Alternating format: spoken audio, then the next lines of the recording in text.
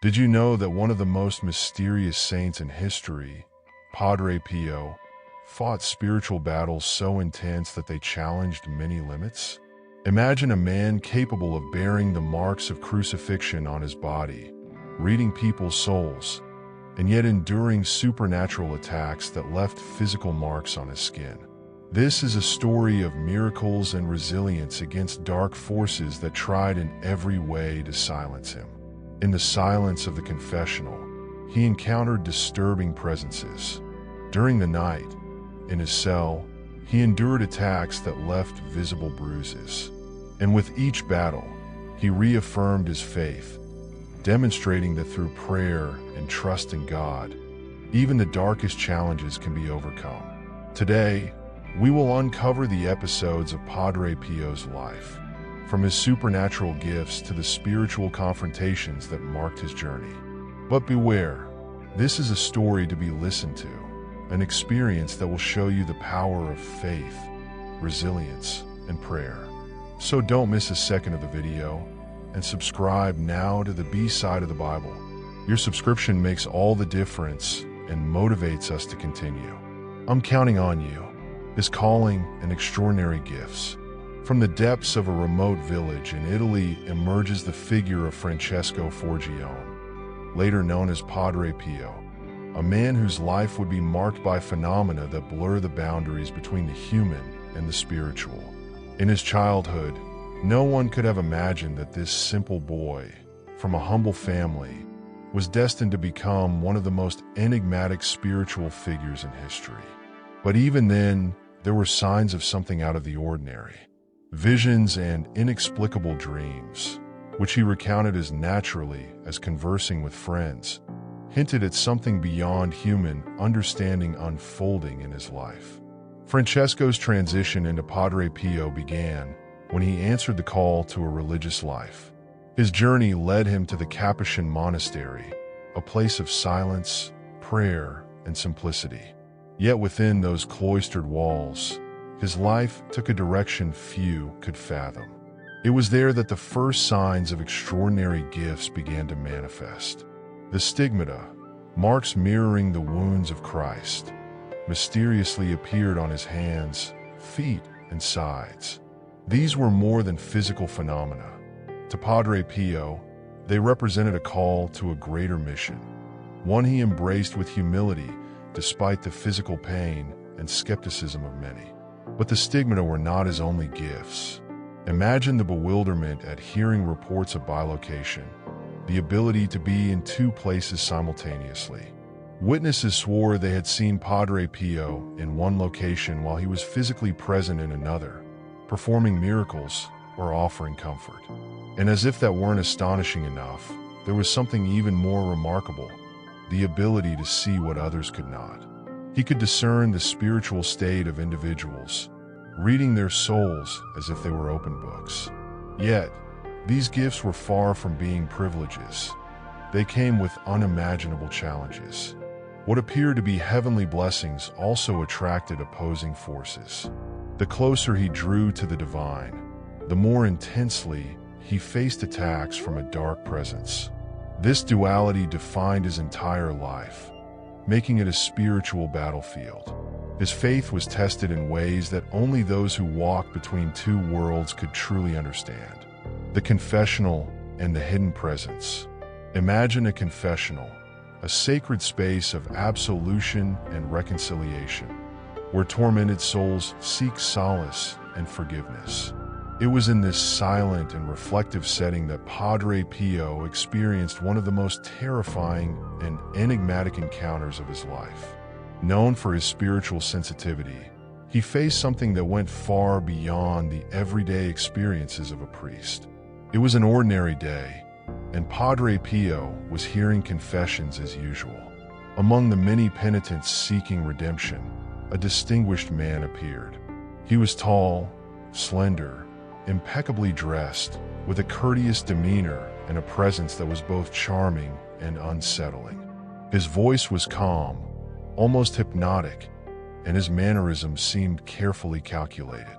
The man began confessing his sins, But it soon became clear that this was no ordinary confession. He listed offenses ranging from blasphemy against God and the saints to the most degrading acts against morality and humanity. Each sin was described in vivid detail, as if he relished every word. Padre Pio, always faithful to the teachings of the Church, responded to each accusation with firm corrections, relying on God's Word, the teachings of the saints, and Christian morality as his foundation. Yet, for every exhortation, the penitent offered well-crafted, convincing justifications that sowed confusion. He not only defended his actions, but did so with an impressive rhetorical skill, as if attempting to invert moral values and justify the unjustifiable. As the dialogue progressed, Padre Pio became increasingly uneasy.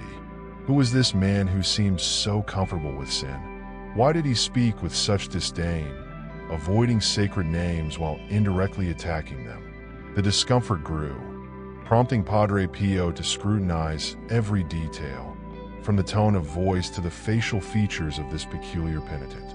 Suddenly, as if a veil were lifted, an inner light illuminated Padre Pio's heart, revealing the true identity of the man before him. He was no ordinary penitent. He was Satan himself, disguised, attempting to deceive, destabilize, and challenge the priest in a sacred space. With the certainty of what he was facing, Padre Pio interrupted the dialogue and, with a firm voice imbued with spiritual authority, commanded, "Say, Viva Jesus, Viva Maria." The reaction was immediate and terrifying. At the mention of these sacred names, the penitent vanished in a cloud of fire, leaving behind an unbearable stench, as if the very essence of evil had been exposed and repelled by the light of faith. The ongoing battle with darkness. Over the years, manifestations of evil around Padre Pio extended beyond the confessional. Dark forces seemed determined to destabilize him, employing tactics that bordered on the absurd. Disguised as religious figures, or even close friends, these apparitions had a clear goal: to confuse and undermine his faith.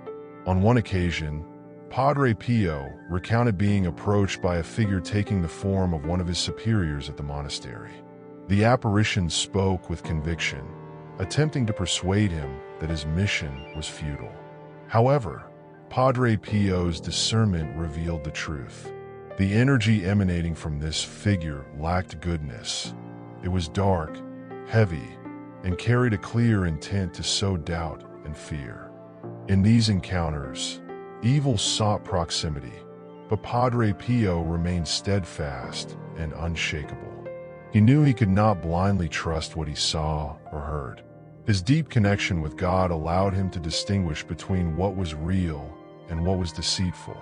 For Padre Pio, prayer was the most powerful weapon, and it was through prayer that he faced every attack. The nights of agony. When the silence of night enveloped the monastery, most found rest in their cells.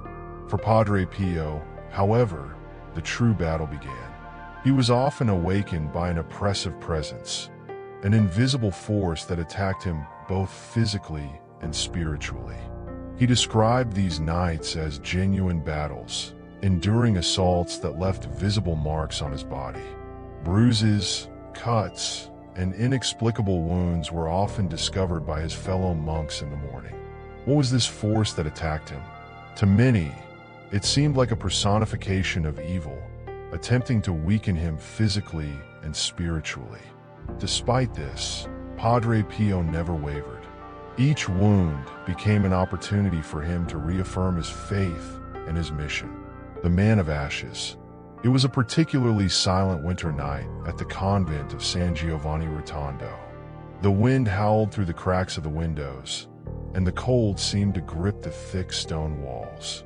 Inside a modest cell, illuminated only by the faint glow of a fireplace, Padre Pio was immersed in prayer. The flames danced, casting flickering shadows around the room, creating an atmosphere both mystical and unsettling. Then, something unusual happened. An elderly man, dressed in simple, worn clothing typical of southern Italian peasants, appeared. His presence was calm, yet intriguing. The convent was locked, with all entrances secured against the cold night. How had he arrived there? Still surprised, Padre Pio stared at the visitor and asked who he was and how he had entered. The old man, with a grave yet serene voice, began to tell his story. He identified himself as Pietro di Mauro and revealed a secret that seemed to echo through time. He explained that he had died in that very convent in September 1908, when the building was still a shelter for the homeless. He recounted how, on a fateful night, while smoking in bed, a lit cigarette ignited a fire on his mattress. Unable to escape, he was consumed by smoke and flames. "I have been trapped in purgatory since then," he explained, "but God, in His infinite mercy, has allowed me to come to you and ask for help. I need a Mass to be offered in my name so my soul can find eternal peace." Moved by the sincerity and suffering of the man, Padre Pio promised to celebrate the Mass the following morning. Pietro expressed profound gratitude, and Padre Pio accompanied him to the door. At that moment, something even stranger occurred. Upon opening the door, he realized it had been locked all night. When he looked again, the man had vanished into the darkness, leaving behind a profound mystery. In the days that followed, Padre Pio investigated the account. He and other monks consulted local records and discovered that, indeed, a man named Pietro di Mauro had died in the same convent, exactly as described. This episode was a testament to the spiritual dimension surrounding Padre Pio and a powerful reminder of the impact that faith and prayer can have on eternity. The psychological war. If the nights were harrowing, the days were no less challenging. Padre Pio's mind became a battleground where dark thoughts and doubts were sown by a malicious presence. Evil sought to convince him that his efforts were futile, that his life of sacrifice was in vain. But Padre Pio found refuge in prayer. Every negative thought was countered with an even greater surrender to God. He knew these attacks were a desperate attempt to divert him from his path. For him, these trials were a reminder that he was on the right track, for only someone with such an important mission would face such resistance. The rosary was more than a devotional object for Padre Pio. It was a spiritual shield. He carried it constantly, praying at every free moment. He believed that through the rosary, the Virgin Mary and Jesus offered him protection against the darkness surrounding him.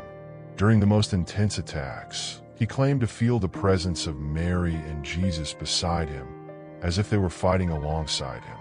These experiences strengthened his faith and encouraged him to persevere. Despite all the challenges, Padre Pio's gifts were used for good. He helped thousands of people, guiding them spiritually and offering comfort in their struggles. His ability to discern souls was unparalleled, allowing him to identify those who truly needed help. But these gifts also made him a constant target. Evil seemed determined to silence him, yet he never retreated. For him, every soul saved was a victory against the darkness, a legacy of light and resilience.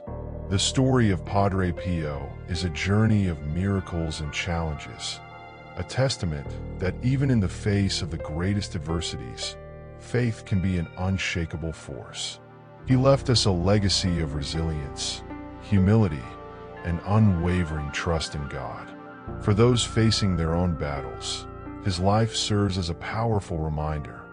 We are never alone. Through prayer, humility, and faith, we can overcome any challenge. If you enjoyed what you've seen here and want to support us in continuing to provide more information and reflection, subscribe to the channel. By subscribing, you help us move forward and inspire us to keep bringing more content. Share your thoughts in the comments below.